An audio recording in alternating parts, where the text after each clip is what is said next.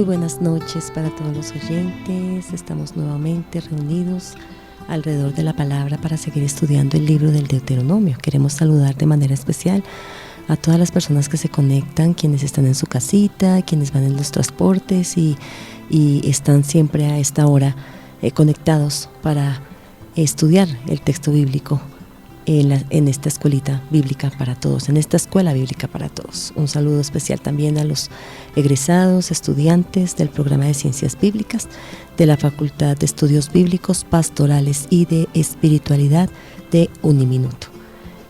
Bueno, muy bien, vamos a continuar estudiando nuestro libro. Vamos en el capítulo 3, vamos a terminar esa última parte que nos había quedado en el tintero, y que vamos a continuar, y la última parte está en el capítulo 3 de los versículos 1 al 11, pero antes quisiera darle la bienvenida al profesor Miguel Camelo, el profesor del Instituto Bíblico Pastoral Latinoamericano, que está con nosotros llevándonos de la mano, introduciéndonos en el texto, pasando por el texto, mirando los personajes, los acontecimientos, pero sobre todo cómo leer los acontecimientos a la luz de la fe.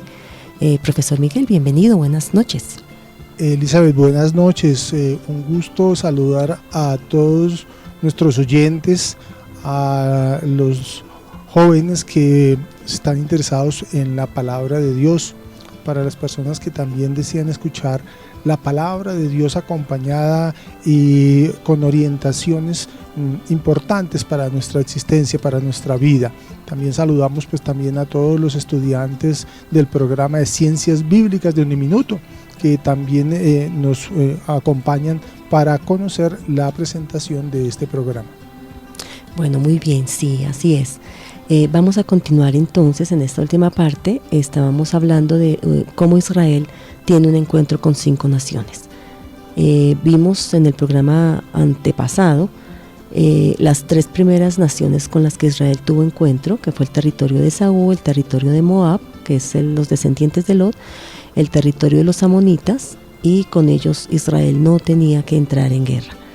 Luego en el programa pasado vimos uno de las naciones con las que Israel también tuvo encuentro, que fue con Sihón, rey de los amorreos. Al contrario de las 3 anteriores, con este rey, con esta nación, Israel sí tenía que entrar en guerra. Vimos de manera interesante que en todos estos relatos ahí el profesor nos hablaba de 5 movimientos que se van a repetir, ¿no? Que son una constante, y es un movimiento constante de Israel. En un segundo momento, las instrucciones de Yahvé con respecto al encuentro que va a tener con aquella nación. En un tercer momento se habla un poco de la prehistoria de ese territorio, de ese país con el que Israel va a tener encuentro. En un cuarto momento, cómo Israel, al pasar por ese territorio, habla de pagar el pan o el agua que beban. Entonces se trata de la provisión del alimento. Y en un quinto momento, entonces viene si Israel debe o no debe ocupar esa tierra. En el programa pasado, como decíamos, trabajamos la parte de Sihón, rey amorreo, y en este caso se habló de la Guerra Santa. Hoy vamos a continuar con otra nación, capítulo 3 del 1 al 11. Si quieres, profesor Miguel, volvemos a dar lectura del 1 al 11 para que recordemos quién es esa otra nación con la que Israel va a entrar en guerra. Sí, señora, vamos a invitar a todas las personas que tengan la oportunidad de abrir su escritura en este capítulo 3, versículos 1 al 11 del libro del Deuteronomio, para que nos acompañe en la lectura del texto. Bueno, muy bien, entonces voy a leer a favor de quienes van en sus transportes y están conectados con nosotros a esta hora. Dice de la siguiente manera Deuteronomio 3, versículos del 1 al 11. Partimos y subimos camino de Basán. Og, rey de Basán, nos salió al encuentro con toda su gente para darnos batalla en Edrei. El Señor me dijo: no lo temas, pues yo lo he puesto en tus manos, a él, a su pueblo y a su país. Haz con él lo que hiciste con Sihón, rey de los amorreos, que habitaba en Hesbón. El Señor nuestro Dios puso también en nuestras manos a Og, rey de Basán, y a todo su pueblo, y le derrotamos sin dejar ni un sobreviviente. Nos adueñamos de todas sus ciudades sin dejar una sola, 60 ciudades. Toda la confederación de Argob, capital de Og en Basán, ciudades todas fortificadas con altas murallas, con puertas y barras, sin contar muchas ciudades que no tenían murallas. Las consagramos al exterminio, como habíamos hecho con Sihón, rey de Hesbón, sacrificando ciudades, hombres, mujeres y niños. Pero nos quedamos con los ganados y el botín de las ciudades. De esta manera conquistamos a los 2 reyes amorreos, toda la Transjordania desde el torrente de Arnón hasta el monte Hermón. Los sidonios al Hermón le llaman Sarión y los amorreos Senir. Todas las ciudades de la meseta, todo Galaad, todo Basán, hasta Salcá y Edrei, capitales de Og, rey de Basán. Og, rey de Basán, era el último sobreviviente de los refaitas. Su cama era de hierro y medía 4,5 metros de largo por 2 de ancho, como puede verse todavía en Rabat de los amonitas, palabra de Dios. Gloria a ti, Señor. Bueno, entonces vamos a continuar. Tenemos otra nación acá, y en este caso se habla de rey de Basán. Entonces, ¿cómo seguimos, profesor? Bueno, vamos a tratar de dividir en 2 secciones nuestro texto de estudio. Vamos a mirar primero el capítulo 3, versículos 1 al 5. Ese va a ser como nuestro núcleo de visualización, y después en la segunda parte los versículos 6 al 11. Bueno, entonces en esta primera sección vamos a empezar a visualizar cuáles son los aspectos que parametrizan esta narración. Muy interesante, muy significativo. Tenemos que recordar que en esta, como ya lo decía la profesora Elizabeth, aquí nos está volviendo a retomar la temática de la guerra santa, la guerra de Dios para 2 pueblos, ya habíamos dicho Hesbón y ahora Basán, ¿cierto?, que entran en manos del dominio de Dios. Y fíjense que aquí empiezan varios elementos que son bastante significativos y los vamos a mirar con uno y con el otro espacio. El texto nos muestra una figura de Og, rey de Basán. Por ejemplo, en este caso, este concepto de la figura del rey, el rey de un lugar que es Basán, está presente en el texto cerca de 6 veces la figura del rey. Y a este rey, Og, rey de Basán, le caracterizan unos verbos bien significativos, bien buenos, importantes, porque en el texto del pueblo de Israel y todas las figuras empiezan diciendo que ellos deberían o tenían que haber cambiado el rumbo, ¿no?, cambio de rumbo, y que ellos debían subir en dirección a Basán, ¿no?, porque Dios les había entregado ese pueblo. Y particular, por ejemplo, en esta sección del 1 al 5, 2 veces aparece el sustantivo Yahvé o Dios, Yahvé en el versículo 2 y Yahvé nuestro Dios o el Señor nuestro Dios en el número 3. Entonces está ese contraste entre la figura del rey Og, rey de Basán, y Dios, el Dios de Israel. ¿Qué cosa particular tiene? Que en contraste a lo que habíamos mencionado en otros programas, el pueblo de Israel sí obedece, sí acata las indicaciones, los mandatos, las órdenes que ha dado Dios, y ellos van a dominar, ¿sí?, a este pueblo de una manera completa. Que les dice Dios a Israel que no teman porque Él va a entregar, ¿no?, en sus manos todo este pueblo. Muy particular. Decíamos también en el programa anterior que encontrábamos un adjetivo bastante significativo que era todo, y en esta sección encontrábamos en el versículo 3 todas las tropas, en el 4 todo el pueblo y todo el territorio, en versículo 3, todo su ejército. En el 4, todas sus ciudades, 2 veces. Y en el 5, todas las ciudades. Fíjense la frecuencia de este todo que lo habíamos mencionado, y que también se va a encadenar con la segunda sección, donde también este adjetivo aparece 3 veces. Habíamos dicho por allá que se nos iba a aparecer 17 veces en toda esta sección, entonces es significativo, y vamos después ya a darle un desglose de qué significa ese todos.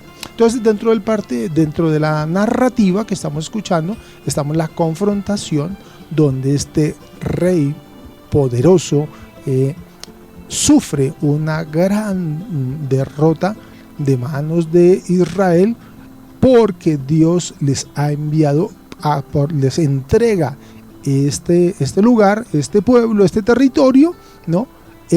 Para lo que vamos a mencionar después, es la consagración o el anatema. El anatema, que yo me fui pensando en eso a propósito del programa pasado, ¿no? Me pareció muy interesante. Bueno, tú nos hablabas de la figura del rey en esta primera parte. Tú lo divides hasta el versículo 5. A mí me llama la atención la figura del rey, o sea, cómo es caracterizado el rey. Aunque bueno, también en la segunda parte lo va a especificar un poquito más. Pero tú hablas de un contraste entre la figura del rey, pero también un contraste entre la figura de Dios.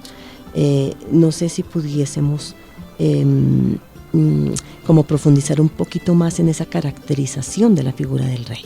Bueno, este rey es muy particular, porque decíamos la vez pasada que Dios no confrontaba con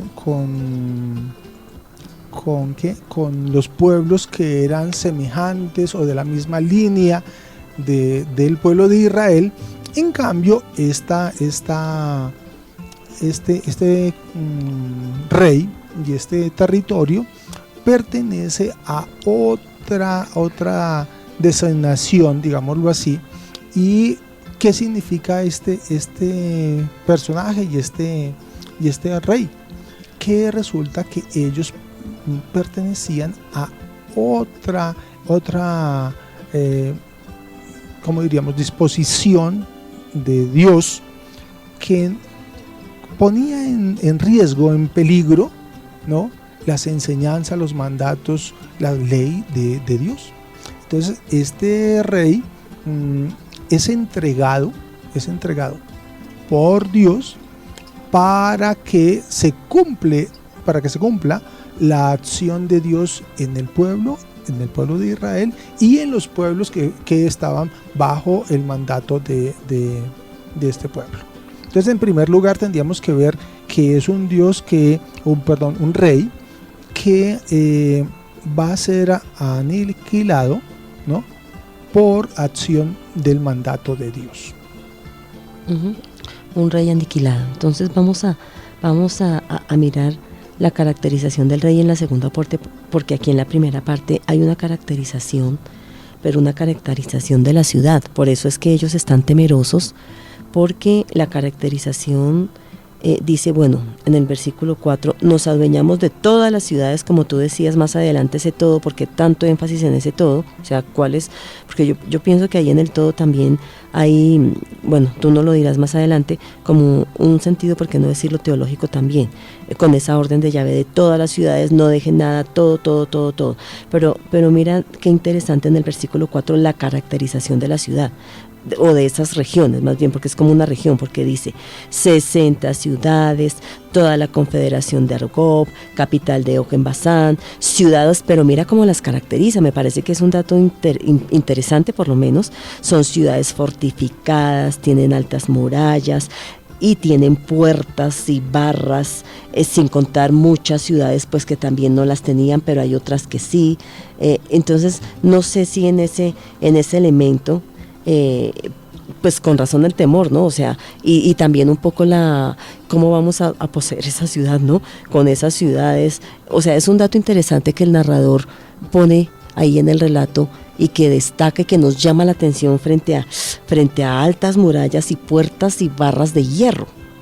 Sí, y este rey tiene esa connotación porque resulta que tiene todo con lo cual resistirse a la intervención y a la acción divina y de la búsqueda o la pretensión del pueblo de Israel. Pero mire, muy particular que lo que estábamos mencionando es que tienen todas las cosas con las cuales atacar al pueblo de Israel, pero en este caso la intervención de Dios Todopoderoso supera estos elementos que está mencionando de los elementos fortificados, no es decir, que las ciudades eran fortificadas, que tenían murallas, que tenían puertas, que tenían cerrojos. Interesante, porque con eso va a concluir, va a enganchar la segunda sección que viene caracterizando al rey de Basán en el versículo 11, porque termina diciendo cómo era la cama del rey, y era una cama curiosa de hierro, ¿no? Con unas medidas muy particulares que ya entraremos a mencionarlas un poquitico, pero que muestra toda la capacidad de batalla, y resulta que todo eso no es suficiente para soportar el mandato, la orden, la entrega que da Dios de este pueblo, ¿no? Y entonces aquí vamos a visualizar qué implica esa intervención, esta acción de Dios, porque fíjense que este rey poderoso, ¿cierto?, que tenía pueblos, que tenía ciudades, que tenía ejército, que tenía un montón de cosas, ¿no?, se enfrenta con el pueblo de Israel, pero Dios le dice: no temas porque yo te he entregado en tus manos, la acción de Dios, ¿cierto? Esas manos aparecen un par de veces en esta narrativa, que es la intervención de Dios capaz de cambiar todo, ¿cierto?, y de modificar, en este caso, las capacidades que tenía el pueblo. ¿Para qué? Para que Israel tuviese esa posibilidad de pelear y vencer a estos habitantes de estas naciones y generarles una destrucción plena, total. Y por eso viene el todo, una destrucción toda, completa. Y entonces tú me decías, ¿y cuál es el sentido de eso?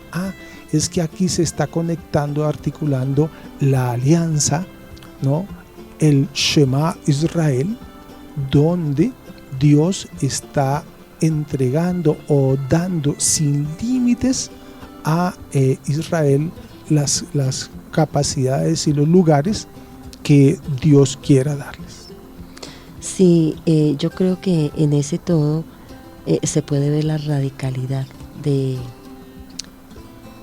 tomar toda la radicalidad de Yahvé, de cómo estos reyes que tienen la tierra en su poder tienen que cederla a Israel, pero también cederla, pues por qué no decirlo, al menos favorecido, porque es que Israel viene del desierto. Israel no tiene nada, por eso me llama la atención. A mí me parece que también hay un contraste importante, porque es que está caracterizando el poder fortificador que tiene el rey, no está, y no solamente el poder para la batalla, sino que es que también hablar de un rey grande, que no sé cuántos metros tiene, de la cama de hierro, que no sé cuántos metros tiene, que tú nos dices más adelante, hablamos de eso, pues también está en desventaja, porque podríamos decir, es un pueblo que no tiene armas, es un pueblo que viene por el desierto, es un pueblo, por eso me parece que el versículo 2 sí deja claro que esta guerra, como tú nos decías, y que nos hablabas de la guerra santa, esta guerra no es de Israel, porque esta guerra es de Dios. Por eso Dios es el que ha entregado en las manos de Israel ese pueblo que aparentemente es tan fuerte para el pueblo más débil, para el pueblo más vulnerable, pero que el pueblo tiene derecho a tener esa tierra. Por eso me parece ese detalle de el todo, la radicalidad de ceder la tierra. O sea, Dios no entra en concesión de que un pueblo de un pueblo vulnerable, no poder tener una posesión, no poder tener una tierra y dejarla en manos de alguien que tiene una fortificación, que tiene un modelo de reinado, que muestra el poder, que muestra la dureza, no sé cómo decirlo, y creo que ahí hay un elemento interesante, profesor Miguel. Yo concluiría con una idea para enganchar esto que estamos diciendo, como Yahvé se ha generosamente entregado a Israel y a entregar todo lo que está en torno a Israel, porque Dios quiere darse sin límites a Israel. Mira una cosa tan bonita y tan bella que podemos entender de este encuentro, de esta primera sección. Sí, pues bueno, vayámonos pensando en esto, porque ya continuaremos en la segunda parte con respecto a este tema que me parece muy interesante. Tú dices cómo Dios se da sin límites a Israel, Dios es radical, pero luego yo creo que ese entregarse sin límites, porque es una donación, es un salir en gratuidad a encontrarse con Israel, a darle una tierra, también tiene propósitos, ¿no? No solamente poner un pueblo allá y darle una tierra, sino que seguramente Israel, tú nos hablabas del Shema Israel Adonai Eloheinu, escucha Israel, escucha. ¿Y qué implica el escuchar? O sea, no solamente vengo acá para que me entregues una tierra, pero ¿qué implicaciones tiene eso qué implicaciones va a tener, cómo va a responder el pueblo frente a esa entrega y esa donación de Yahvé que se da sin límites? Yo creo que en este último minuto, no sé si quisieras decirnos algo antes de salir a la pausa. Bueno, entonces pues vamos a decir la importancia que tiene esta entrega amorosa y plena y generosa de Dios para su pueblo, incluyendo o teniendo que sobrepasar las características de otros pueblos. Bueno, pues entonces los invitamos para que a la luz de un cafecito, mientras que tenemos una pausa, podamos ir por un cafecito, una agüita caliente, no sé, algo para comer, para compartir, y como una especie de tertulia para que sigamos entonces alrededor de esa comunidad, de esa coinonía, seguir estudiando la segunda parte de este relato tan interesante.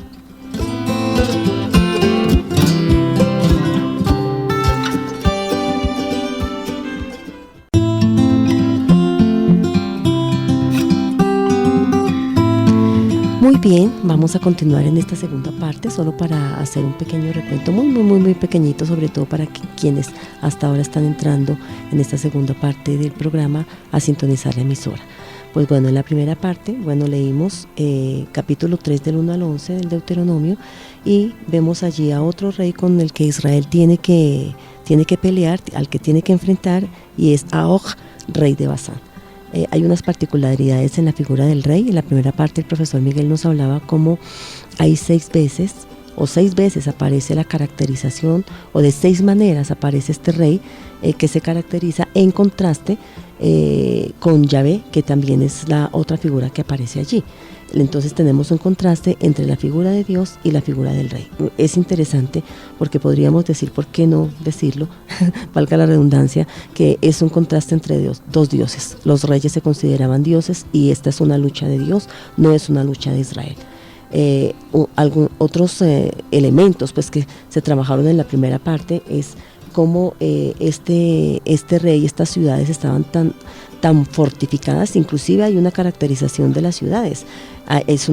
Son ciudades que tienen altas murallas, son ciudades que tienen puertas, son ciudades que tienen barras, o sea, son ciudades muy fortificadas, que tienen todo para hacerle frente al pueblo de Israel, pero en contraste un pueblo que no tiene nada, un pueblo que no tiene armas, un pueblo que es débil, un pueblo que es vulnerable porque viene del desierto, pero es un pueblo que viene en nombre de Dios, o que Dios lucha por ellos, porque también algo que resaltábamos en la primera parte es que Dios les dice: no tengan miedo porque yo soy el que se los voy a entregar en las manos a ustedes. Entonces son elementos muy interesantes y que Vamos a continuar, no sé si de esta primera parte, profesor Miguel, habría alguna cosita que se nos queda en el tintero para pasar a la siguiente parte del relato. Si queríamos ampliar algunos aspectos, uno tenía que ver cómo en estos 5 versículos varias veces se encuentra la palabra ciudad,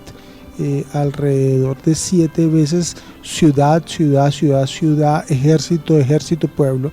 Y decíamos que de alguna manera este pueblo de Basán, que estaba llevado y manejado por Og, rey de Basán, teniendo todas esas capacidades, todas esas oportunidades para atacar y vencer a Israel, se ve de alguna manera manejado, Dios entrega a ese pueblo, a ese rey, en sus manos, en las manos de Dios. Y mire la particularidad que ya estaba diciendo Elizabeth, que el pueblo de Israel es un pueblo pobre, un pueblo humilde, un pueblo que no tiene todas esas capacidades bélicas para sobreponerse por encima y pasar por encima.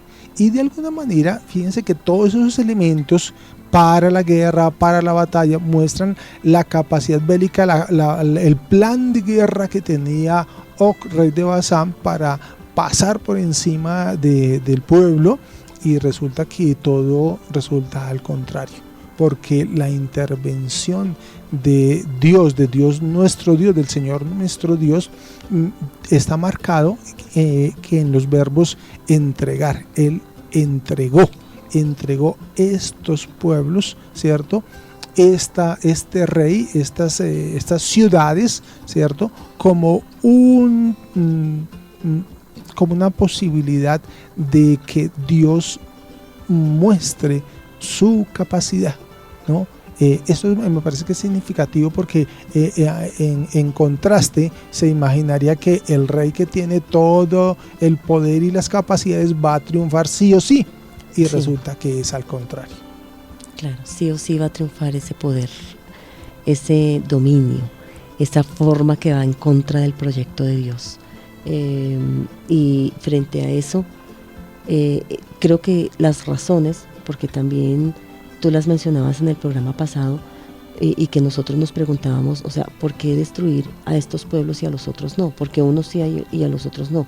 Bueno, tú nos acabas de mencionar en la primera parte del programa, porque estos pueblos, allí habitan los gigantes, son habitados por gigantes, un primer elemento. Un segundo elemento es que estos pueblos no son hermanos de Israel. Un tercer elemento es que Israel y sus descendientes, los descendientes de Abraham, son los que van a ocupar la tierra, no los poderosos, los potentados, si me permiten ir haciendo la hermenéutica. Y por otro lado, tú mencionabas un elemento supremamente importante, y es que la religión de los amorreos atenta contra la fe yavista, atenta todas las idolatrías, y hay muchos más elementos ahí que están contrarias al proyecto de Dios, son obstáculos para poder construir el proyecto de Dios. Entonces lo que tú dices es muy importante, Elizabeth, porque entonces estos pueblos, al contrario de Israel, son individuos o naciones que representan verdaderamente una amenaza a la fe yavista, ¿no? Y por esa razón, entonces Dios permite que se dé esta aniquilación total, ¿no? Esa intervención, esa destrucción total. ¿Por qué?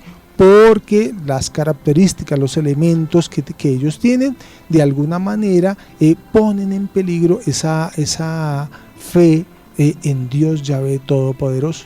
Muy particular, decíamos que estos dos pueblos, Hesbón y Basán, están como caracterizados con unos elementos que a veces como que rompen la fantasía, ¿cierto? Con el tema de los gigantes, pero es que hay unos elementos que connotan, parecíase que en estos dos pueblos, Hesbón y Basán, como que tenían todo con lo que superar al pueblo de Israel, incluso estos gigantotes, ¿cierto? Y eso es lo que sería contrario al plan de Dios, a la acción de Dios, a la intervención de Dios.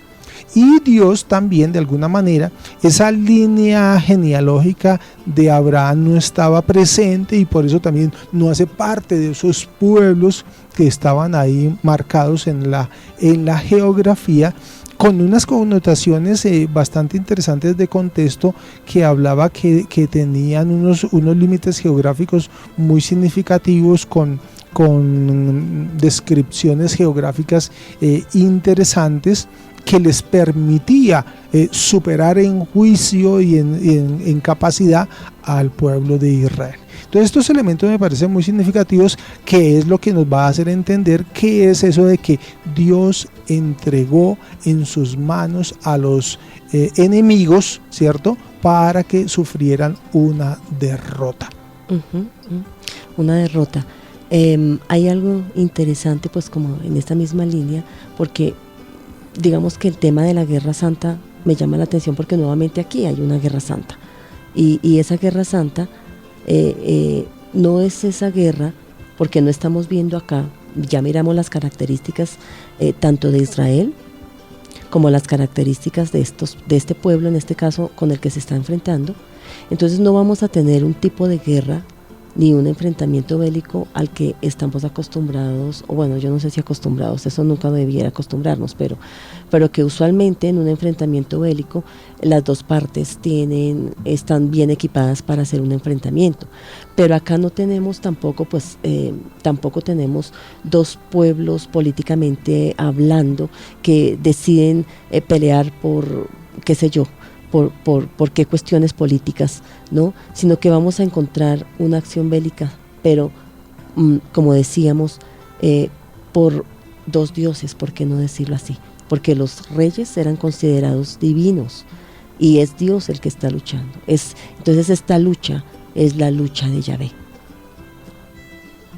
Sí, muy interesante esto, y me faltaba un aspectico que quería retomar, Elizabeth, que no lo mencioné y que me parece que es importante, es la descripción de que esto sucedió, esta confrontación, esta guerra que se dio por parte de Og, rey de Basán, se dio la batalla en Edrei, ¿no? Que eso sería como la parte occidental del mapa geográfico, y con este descripción del lugar Edrei, con ese mismo es el que va a cerrar en el versículo 10 la descripción de lo que va a ser la derrota del pueblo por parte de Israel. Entonces me parecía interesante, porque con lo que inicia en el versículo 3:1 la descripción de esa preparación y esa batalla en la cual van a perder los del pueblo de el rey de Basán, Og, con ese mismo elemento va a cerrar la narrativa en el versículo 10. Cierra la narrativa. Con la que abre y cierra. O sea, tenemos lo que tú nos has explicado en programas anteriores, una inclusión, ¿no? Sí, es decir, un paréntesis literario que como abre, cierra, y en el centro está el desarrollo justamente de las temáticas, o sea, en este caso de la derrota, y de la derrota total. Entonces, bueno, ¿cómo podemos continuar? Bueno, entonces nos vamos a fijar ahora entre los versículos 6 y 11, los elementos significativos que ya parece como una narrativa un poco distinta, aunque está enganchada, está conectada, pero son un poco distintas. ¿Por qué? Porque aquí ya empieza en el versículo 6 el tema del anatema. Es curioso porque está dos veces descrito en el mismo versículo, que las dimos al anatema, todas las acciones, todo lo que cogieron de la guerra, ¿cierto? Lo hicieron igual como lo que sucedió con Sihón, rey de Hasbón, lo mismo con todas las propiedades, las ciudades, los hombres, las mujeres, los niños, todo lo que era parte de ese otro pueblo va a ser consagrado y dedicado al anatema. Entonces ya habíamos dicho que una de las cosas que debíamos apropiar esa concepción, esa explicación del anatema, por parte de esta, digamos, como esa tradición que hace parte de lo que significa la Guerra Santa, ¿cierto? Y decíamos que en primer lugar, esa destrucción total en la Biblia se llamaba el Jerem, ¿no? Dedicar al anatema, a la ofrenda destinada a la destrucción. Pero una cosa particular, que el texto va diciendo que sí dedicaron todo al anatema, pero hace una explicación que algunas otras cosas que son asumidas por el pueblo son reservadas de alguna manera como un botín. Entonces era el ganado y eran algunos elementos de las ciudades. Entonces sí se consagra, y habíamos dicho que la consagración era dársela a Dios porque es la posesión de Dios, ¿cierto? Pero deja como me parecía interesante en el versículo 7 decía, pero, ¿sí? O sea, se consagró todo, pero mire que se guarda, que se salvaguarda, ¿no? Y el resto de la totalidad está en manos de la guerra, digámoslo así. Uh-huh. Bueno, es interesante que ellos en este momento, pues que hasta ahora están empezando, ellos puedan tomar parte del botín, porque en otros momentos no van a poder tomar nada, absolutamente nada, ni siquiera animales, nada, pero en este caso pues Yahvé no da ninguna instrucción con respecto a acaben con todo, aunque es interesante porque siempre dijo todo, arrasen con todo, maten todo, pero el hecho de quedarse con algo, pero Dios en este caso no dice nada. Me parece y me llama la atención eso porque está hablando sobre todo de personas, ¿no? De las ciudades, de hombres, mujeres, niños, pero solo nos quedamos con ganados y botín. ¿Por qué solamente hombres, mujeres y niños? ¿Por qué solamente personas? ¿Hay un proyecto que va en contra del proyecto de Dios? Sería la pregunta. ¿Hay un proyecto que está poniendo en riesgo el proyecto de Dios de la tierra para el vulnerable, para el menos favorecido? Por eso la radicalidad de Yahvé, ¿no? Por eso la ofrenda, entonces, todo el botín de las personas son la ofrenda a Dios, ¿no? Aquí tendríamos que profundizar lo que habíamos mencionado sobre el tema del anatema, ¿cierto? Uh-huh. Porque de alguna manera eso está puesto como algo que se pone aparte, que se consagra. Hay algunas lecturas que hacen como si fuese algo maldito, digámoslo así, ¿cierto? Pero el Jerem, claro, hacía sentido a una cosa dedicada o a unas personas o a unas ciudades, ¿cierto? Que son dedicadas a la destrucción. ¿En razón de qué? Aquí venía lo que habíamos dicho, que era que estos pueblos eran de otra línea, ¿cierto? De una otra genealogía, y que de alguna manera todo lo que tenían era contrario al querer de Dios, y por eso es que Dios lo entrega al anatema, permite que ellos sean vencidos, ¿cierto? Y que esto no se convierta en esa dificultad de ese gigante que no podían superar el pueblo de Israel, porque con todas estas connotaciones, con todos estos elementos, ¿qué va a hacer? Va a ser eliminada, ¿cierto?, de ese uso, digamos, profano, y se va a convertir en un uso consagrado, santificado, llamémoslo así. Entonces tiene una connotación bien significativa y bonita para entender el por qué se da esa realidad. Es interesante porque, pues, digamos que en nuestras categorías occidentales como que no logramos comprender mucho, no logramos comprender mucho, pero porque es que luego yo creo que la acción de Yahvé también en algún momento el hecho de la lucha de Yahvé frente a otros reyes dioses cuyos proyectos son diferentes y distintos, no importa, porque más adelante nosotros vamos a ver, pues ahorita no, pero más adelante vamos a ver que Israel misma va a resultar perdedora en algunos momentos, ¿no? Entonces es interesante porque la lucha de Yahvé no solamente en este caso está contra, pues es el relato que estamos abordando por ahora, frente a una manera de construir un proyecto contrario al proyecto de Dios comunitario, justo, de paz, ¿cierto?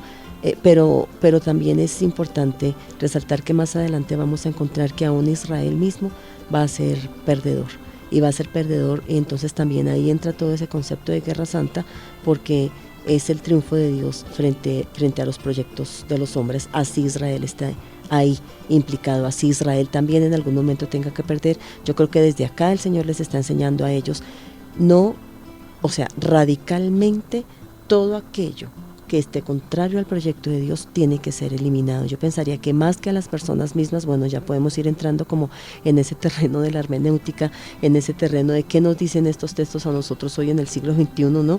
Aunque no tenemos aquí en Colombia una guerra así, tenemos guerras, bueno, sí tenemos guerras,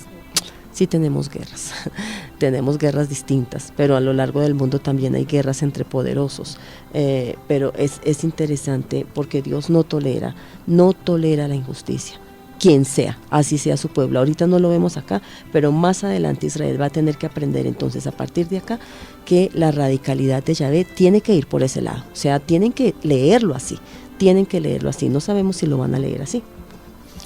Estos pueblos muy particularmente, decíamos que Hezbón y Basán estaban habitados, decíamos que por gigantes, y que no pertenecían a una línea genealógica. ¿Y eso qué implicaciones traía? Indudablemente que ese no era el querer de Dios, esa no era su proyecto fundamental, y de alguna manera pasa lo mismo que pasaría con Israel cuando tú lo mencionabas, que no es que Israel esté salvaguardado totalmente, porque si Israel se equivoca, no obedece, no acepta los mandatos, las enseñanzas, la ley de Dios, pues indudablemente va a tener esa misma experiencia en la que, siendo el pueblo de Israel, también va a poder ser tocado por la acción de Dios, porque está mostrando que se está apartando de ese querer, de esa búsqueda de que Dios impere en todo el pueblo. Entonces, ese aspecto es bien significativo y profundo, porque lo podríamos, como tú lo decías, convertir en una pista hermenéutica para lo que nosotros también podemos vivir en la actualidad, en muchas circunstancias y en muchos momentos en esta sociedad en la que nosotros tal vez nos apartamos del querer de Dios, de la acción de Dios, o las intenciones o planes son todo lo contrario a Dios, y eso mismo puede pasarnos a nosotros. Sí, a propósito de eso, tú nos mencionabas también que Dios le entrega la tierra a Israel, en este caso un pueblo vulnerable en este momento, y a los hermanos de esas tres naciones, porque ellos también fueron pueblos vulnerables en su momento. El elemento de la hermandad me parece importante, el elemento de la hermandad, pero también el elemento de la respuesta del pueblo, porque se te entrega una tierra para que construyas de acuerdo al querer de Dios. Yo quería como enganchar eso que tú estás diciendo con dos aspectos que me parecen significativos en toda esta narrativa. Una, la falta de confianza, la falta de fe y la no dependencia de Dios. Esos tres elementos son significativos y de gran valor, porque de alguna manera están presentes tanto en los pueblos que son contrarios, como el pueblo de Israel cuando también intenta equivocarse o tomar otras lindes, y en las cuales si cualquiera de los que son, ya sean los pueblos que están separados o que son otros pueblos o que no son hermanos, o incluso los que son hermanos o aunque se denominen hermanos, pero que realmente en la profundidad no compartan este actuar y querer de Dios, pues indudablemente van a adolecer la falta de fe, la falta de confianza, la no dependencia de Dios mismo como dueño de todo. Sí, claro. Yo creo que es un texto que nos habla mucho hoy, ¿no? O sea, que nos interpela, porque nosotros también podemos ser gigantes, porque nosotros también podemos convertirnos en gigantes construyendo modelos de vida no de acuerdo al querer de Dios, obstaculizando el proyecto de Dios. De manera que estamos llamados, Dios nos ha dado la tierra en posesión. Estamos llamados a construir, a escuchar, a ser fieles, a obedecer, a construir un mundo en justicia, permítanme la actualización, a construir un mundo en fraternidad, porque ahí entra el elemento fraternal. Pero ¿quiénes son los hermanos? Los hermanos son aquellos que tienen el mismo proyecto de Dios. Los hermanos son aquellos que construyen un mundo con ese mismo querer de Dios. Fraternidad, solidaridad, acogimiento al más vulnerable, a establecer la justicia en la tierra. Y todo aquello que es contrario a ese proyecto de Dios, Dios es absolutamente radical, debe ser exterminado. No estamos hablando de personas, estamos hablando de proyectos que exterminan, estamos hablando de proyectos que acaban, estamos hablando de proyectos egoístas. Inclusive si nosotros mismos somos esos gigantes y vamos en contra del proyecto de Dios, Dios no es lo que desea. Entonces yo creo que es un texto que nos habla para que cada uno de nosotros y de nosotras podamos hacer un alto en el camino y reflexionar alrededor de cómo estamos construyendo el proyecto de Dios, cómo lo estamos haciendo. Entonces pues creo que es un texto que en un primer momento y una primera lectura nos interpela, nos mueve como el piso del pensamiento occidental, pero que en el fondo esta es la teología y este es el querer de Dios y es lo que Dios está mostrando a través de estos relatos. Profesor Miguel, una palabra para terminar el programa de hoy. Quería retomar el versículo 2 para decir que no debemos temer y obedecer a Dios. Así es, pues terminemos con eso. Un saludo fraterno para todos y todas.